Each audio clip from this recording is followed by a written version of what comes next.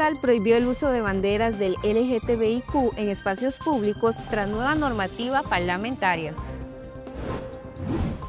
Además, entre paradas y oraciones, la fe llega a los autobuses de Costa Rica. Le contamos la historia de Daniela, una joven que predica el Evangelio. Unos 12 cristianos murieron por ataques en Nigeria. Hoy en Mundo Cristiano entrevistamos a la primera dama sobre la persecución y violencia que viven los creyentes. Y con esta y muchas más informaciones, iniciamos la edición estelar de Mundo Cristiano. Le damos la bienvenida. Mi nombre es Kevin Valverde. Gracias por acompañarnos en este estelar. Mi nombre es Yelani Lindo y a continuación vamos a ver nuestras noticias. Iniciamos. ¿Se imagina que alguien se suba a un autobús solo para brindarle un mensaje de parte de Dios? Pues eso es lo que está pasando en Costa Rica. Nunca va a ser tarde para volver a Cristo. Esa es una de las cosas que siempre digo cuando evangelizo en los buses. Buenos días, mucho gusto, mi nombre es Daniela. Créanme que cada palabra que va a salir de mi corazón no viene de mí, viene de parte de Dios. Solo en Jesús encontré la salvación. Hoy te quiero recordar que hay un Jesús vivo y que Él hace años atrás vino a la tierra a morir por ti y por mí.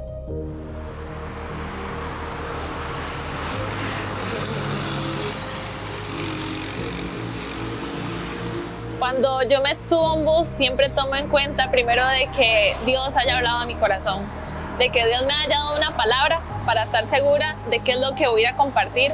Le pregunto al chofer si me da el permiso, aunque me diga que no, me monto al bus y es cuando empiezo a compartir la palabra de Dios, ya aunque sea con una persona. Tal vez no en el centro predicándole a muchos, pero sí sentada a la par de una persona y compartiéndole lo que Dios puso en mi corazón. Yo venía pasando por un proceso muy difícil en mi vida. La verdad, venía batallando con muchos miedos, inseguridades.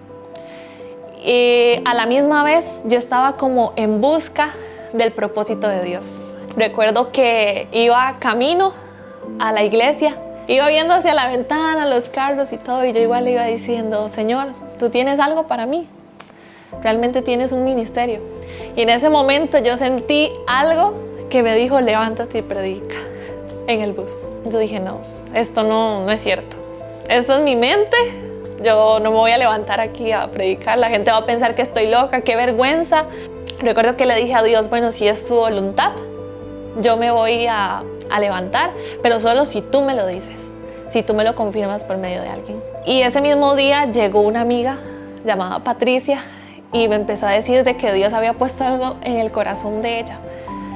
Y fue cuando me dijo, Dani, Dios me puso que fuera a predicar en los buses. Entonces ahí fue cuando me di cuenta y Dios me confirmó que era Él el que me estaba hablando en ese momento que me levantara y predicara. 1 año llevamos predicando en los buses y puedo decirles que más de 10 personas o aproximadamente 10 personas evangelizan con nosotros.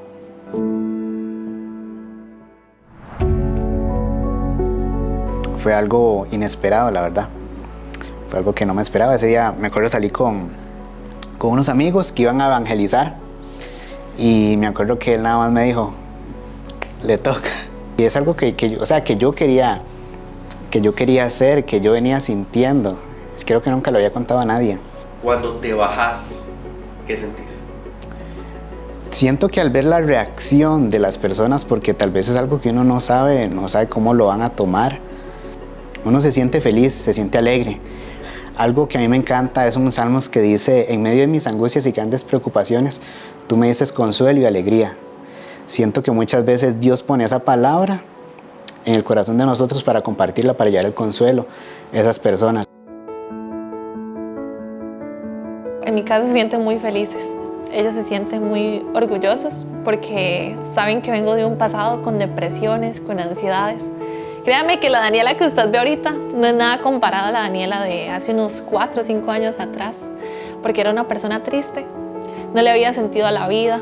A pesar de crecer en una casa evangélica, de asistir a una iglesia, de servir, aún así habían vacíos y heridas en mi corazón que tal vez nunca se los había contado a Dios, que nunca había abierto mi corazón a Dios. Ya fue en ese momento que me di cuenta que solo Jesús podía llenar esas heridas. Entonces obviamente mis papás y mis familiares están muy felices y agradecidos con Dios por lo que Él ha hecho en mi vida.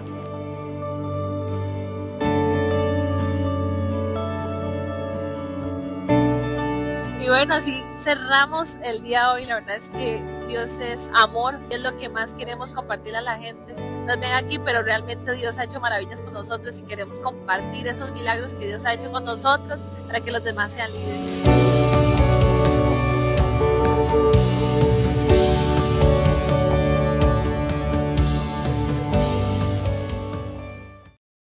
El presentador Pérez Hilton, que permaneció hospitalizado durante 21 días, enfrentando una situación crítica entre la vida y la muerte, tras su recuperación confesó que Dios le dio una segunda oportunidad y ahora su vida tomó un nuevo rumbo marcado por la fe y la lectura de la Biblia. Hola a todos, he estado llorando, Lo siento, he estado llorando, pero son lágrimas de pura felicidad. Pérez Hilton, apodado el Rey del Chisme y reconocido por difundir noticias del mundo del espectáculo, sorprendió a sus seguidores al confesar en un video que estuvo hospitalizado durante 21 días por una grave úlcera que puso en riesgo su vida, y durante esa situación crítica afirmó que vivió un milagro y cuenta su testimonio de fe. Una de las cosas más extraordinarias y especiales de toda esta experiencia que viví es que Dios se me presentó a mí, en persona. No fue solo una sensación o un sentimiento, Dios se me presentó a mí, de verdad. El presentador, abiertamente gay y padre de 3 hijos, no solo hizo pública su fe, sino que también compartió que recientemente adquirió su primera Biblia y reconoció que ha estado disculpándose con personas que se vieron afectadas por su contenido. Cargo con una vergüenza muy profunda y un arrepentimiento que me consume por completo. Lo siento de verdad. No dejaré de disculparme y continuaré haciéndolo. También he tomado la iniciativa de acercarme para intentar enmendar mis errores y reparar el daño causado. He ofrecido mis más sinceras disculpas, tanto en público como en privado, a muchísimas personas, a decenas de ellas. Tras su salida del centro médico, dijo que comenzará a documentar su experiencia de lectura bíblica, a pesar de que dicho contenido no sea tan aceptado por sus seguidores. Un nieto de un nazi da testimonio sobre su vida en Cristo. Más detalles al regresar de la pausa. ¿Ya viste lo completa que es la app de Superlibro? En esta Biblia encontrarás versiones en muchos idiomas. En español podrás encontrar 3 versiones. También está la opción que te permite escucharla sin tener que leerla. Y lo mejor es que puedes seguir escuchándolo con el teléfono bloqueado. Conforme vas leyendo, verás 4 iconos diferentes en medio de la lectura, que te conectarán con la sección de personajes, respuestas bíblicas, juegos y videojuegos que están relacionados al pasaje. ¡Qué útil!, ¿verdad? Y para hacerla mejor, tienes un buscador donde podrás encontrar tu texto favorito fácilmente. Si aún no tienes esta increíble app, puedes descargarla gratis en Android o iOS. ¿Qué estás esperando? Aprende más de la Biblia con la app de Superlibro.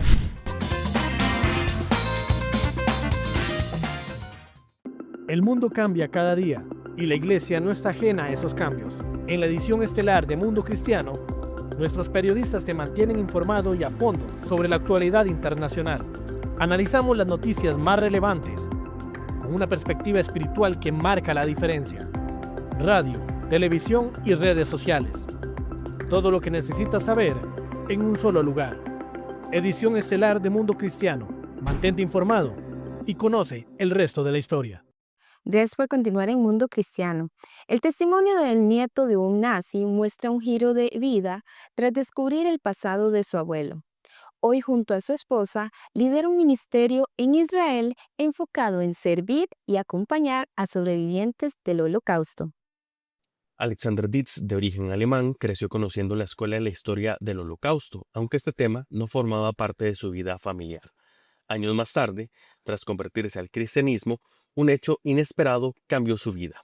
Su abuelo le entregó como herencia medallas de las SS nazis, revelando un pasado familiar que desconocía y que lo llevó a una profunda reflexión.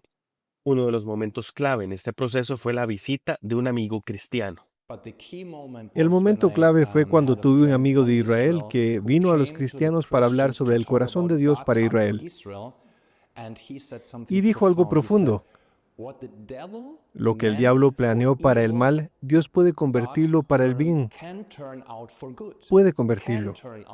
Junto a su esposa, decidió fundar el Ministerio Regreso a Sion, con el objetivo de apoyar a sobrevivientes del Holocausto que viven en Israel, muchos de ellos en condiciones de vulnerabilidad. Ella descubrió que en Israel actualmente hay unos 250,000 sobrevivientes del Holocausto que aún viven ahí y que son muy pobres porque provienen de la antigua Unión Soviética. Cuando llegaron, lo perdieron todo. Quizás sean académicos o profesores y tuvieron que empezar a limpiar baños.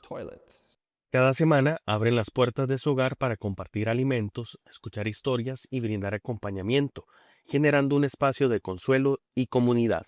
Encontramos una organización que invirtiera todo en ayudar a los ancianos, a los sobrevivientes del Holocausto que fueron niños durante el Holocausto y que ahora han emigrado a Israel para apoyarlos de diferentes maneras.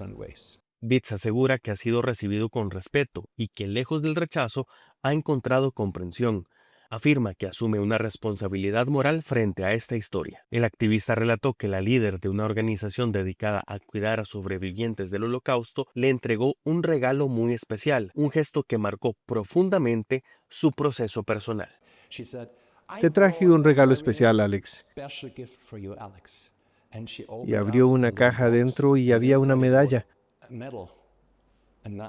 Una medalla por los 75 años de victoria sobre la Alemania nazi. A partir de ahí conecté con este círculo con mi abuelo. Rechacé la herencia de mi abuelo biológico, pero acepté con honor la herencia de mi abuela judía. Hoy, Alexander Ditz afirma que su propósito es claro: servir y acompañar a quienes sufrieron uno de los episodios más dolorosos de la historia. Un relato que refleja que incluso desde un pasado difícil es posible encontrar rendición, propósito y esperanza. El estado de Tennessee aprobó una resolución que designa el mes de junio como mes de la familia, dejando de reconocerlo oficialmente como el mes del orgullo LGBTQ. La medida fue impulsada por el gobernador Bill Lee, quien contó con el respaldo del Poder Legislativo Estatal para su aprobación. La resolución define a la familia como el núcleo de la sociedad, conformado por un esposo, una esposa y sus hijos, y busca reforzar los valores tradicionales. Sin embargo, la noticia generó debates en diferentes organizaciones como GLAAD, que ha criticado la decisión, señalando que la familia se basa en el amor únicamente, el respeto y la aceptación, más allá de las definiciones legales. Las autoridades estatales sostienen que esta decisión responde a preocupaciones sobre los cambios en los valores y las estructuras familiares en la actualidad y buscan fortalecer lo que consideran principios fundamentales para la estabilidad de la sociedad.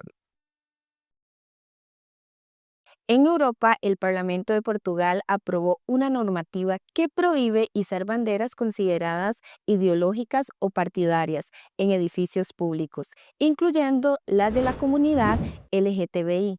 La medida fue respaldada por partidos conservadores y establece multas que van desde los 200 hasta 4.000 euros para instituciones que incumplan la normativa. Además, la restricción también aplica a banderas extranjeras, salvo en actos oficiales, y prohíbe su uso en apoyo a conflictos internacionales. Nigeria es uno de los países con mayor persecución de cristianos en el mundo. Más adelante, al volver de la pausa, tendremos una entrevista con la primera dama. ¿Ya viste lo completa que es la app de Superlibro? En esta Biblia encontrarás versiones en muchos idiomas. En español podrás encontrar 3 versiones. También está la opción que te permite escucharla sin tener que leerla.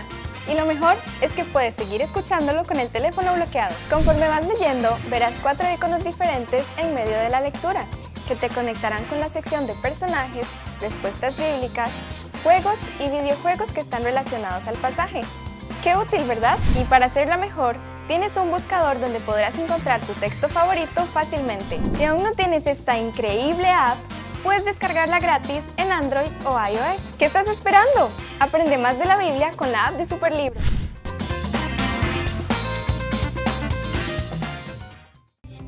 Ay, me encanta leer los comentarios que nos dejas en redes sociales. Mira este que nos llegó, dice, ¿por qué vive más? Dura tan poquito.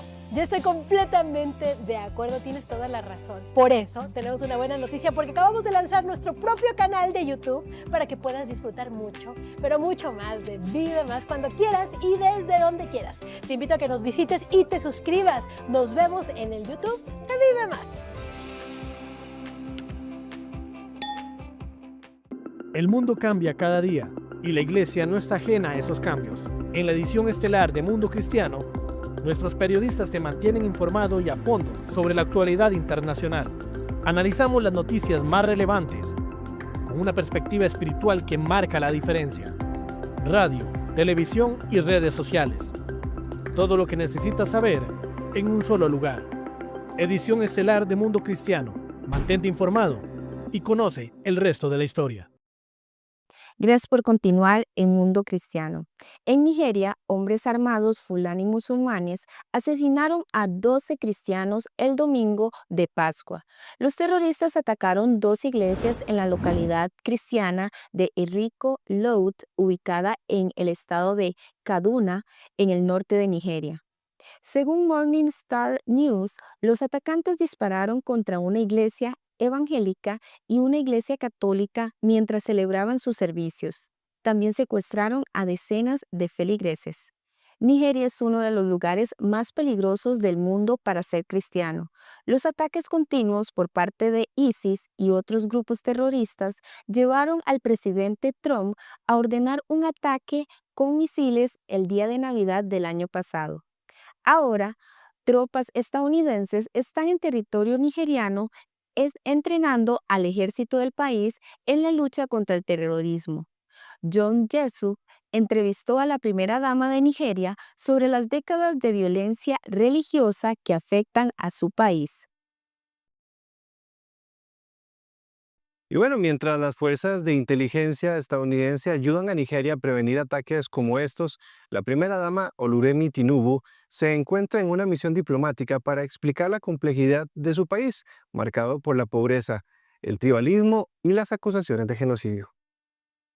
Mientras las fuerzas de inteligencia estadounidenses ayudan a Nigeria a prevenir ataques como estos, la primera dama Oluremi Tinubu se encuentra en una misión diplomática para explicar la complejidad de su país, marcado por pobreza, el tribalismo y las acusaciones de genocidio. Aunque la situación quizás no cumpla con la definición técnica, muchos cristianos asocian su país con el genocidio. ¿Hay genocidio en Nigeria? No lo creo, no lo creo. Porque cuando uno analiza estas zonas, lo que hubo primero fue un conflicto por el uso de la tierra, y eso lleva años ocurriendo.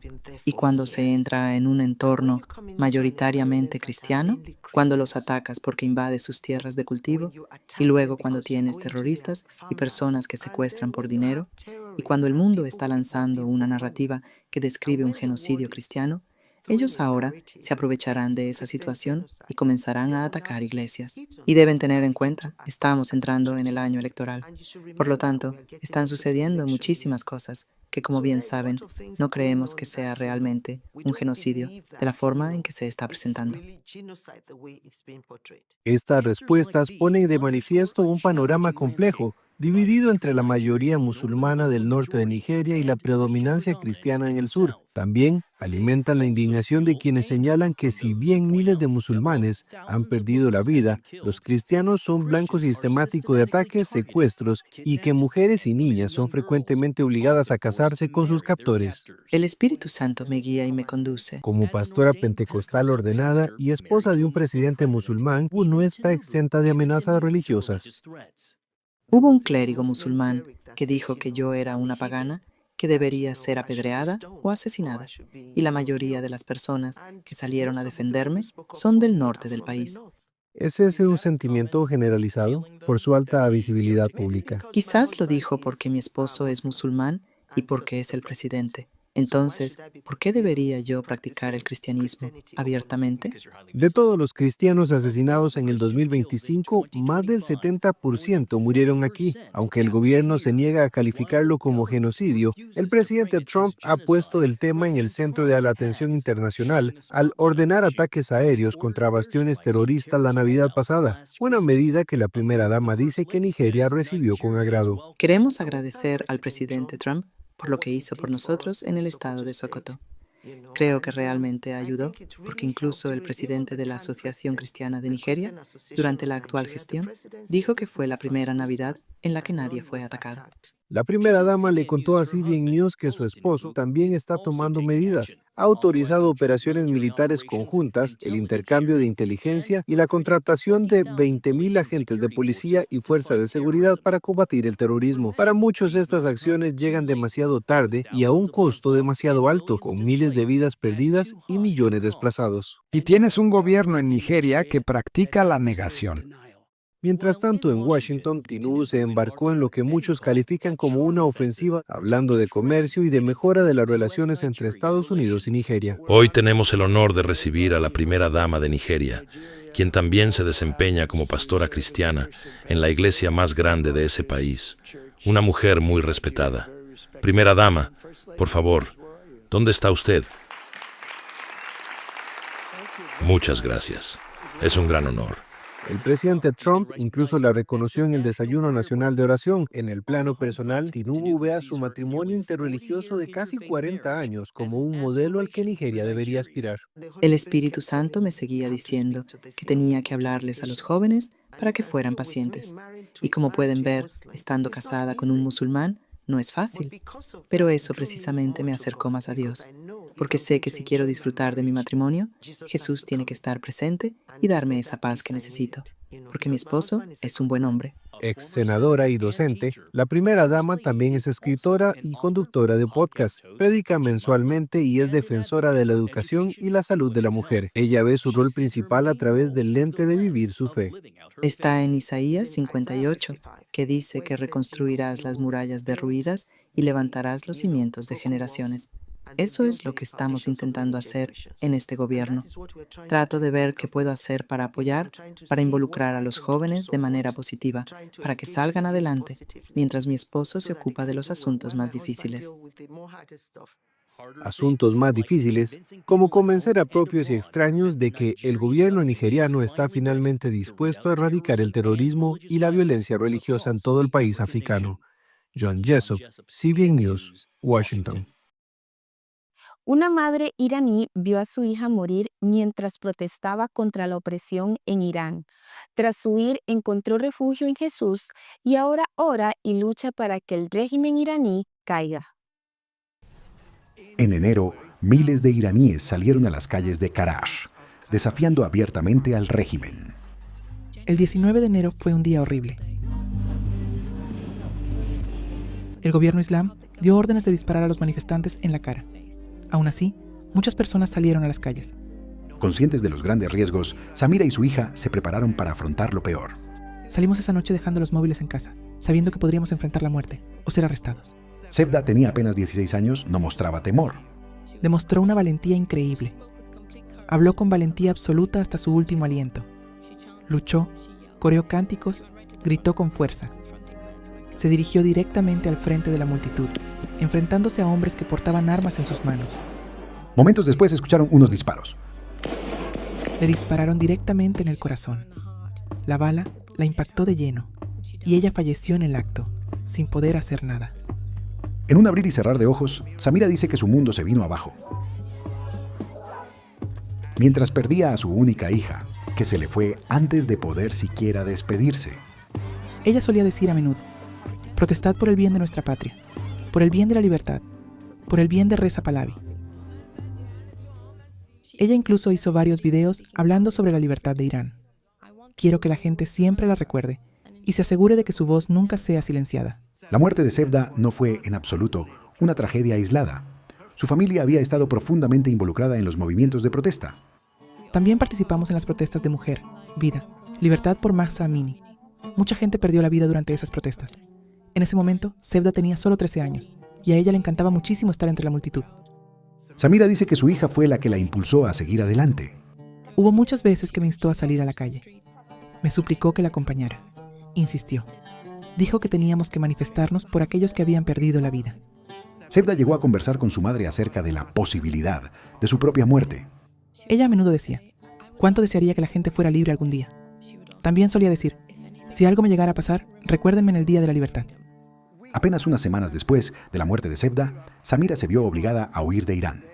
En la actualidad, ella vive aquí en el norte de Irak, esforzándose por reconstruir su vida. En medio de su profundo dolor, ella afirma haber encontrado algo completamente inesperado. Cuando era niño, no era un musulmán muy religioso. En realidad, no aceptaba la fe chiita. Sin embargo, siempre sentí una gran curiosidad por Jesucristo. Conocí algunas cosas sobre él por ver videos en Instagram, pero jamás imaginé que tendría un encuentro como este. Según tu confesión, nosotros te bautizamos en el nombre del Padre, del Hijo y del Espíritu Santo.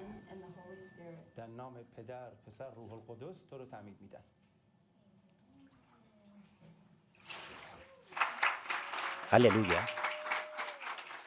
Desde que encontré a Cristo, muchísimas cosas buenas han llegado a mi vida. Siento una paz muy especial y le he confiado mi vida y mi destino a Él. A medida que su pena continúa, a pesar de que estoy experimentando una gran dificultad, siento una paz muy profunda y verdaderamente especial. Y esto se debe a la presencia de Cristo en mi vida. Samira dice que la muerte de su hija no debe caer en el olvido. La República Islámica es un cáncer y alguien tiene que destruirlo. Si eso no llega a ocurrir, me sentiré profundamente entristecido. No puedo aceptar nada menos, porque hemos perdido a tantos jóvenes.